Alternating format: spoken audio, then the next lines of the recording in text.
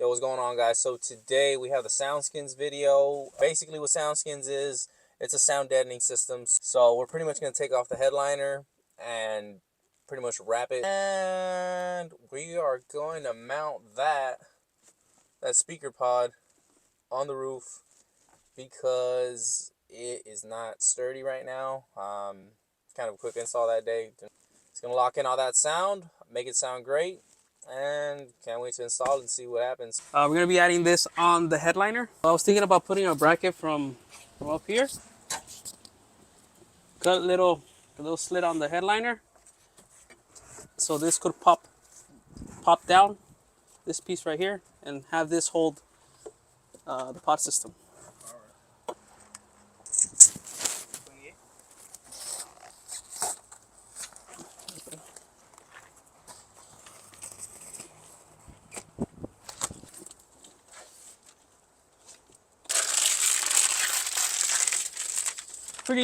Pretty easy to install. The hard part is to take off panels and dropping the headliner. I think that's the hard part. Yeah.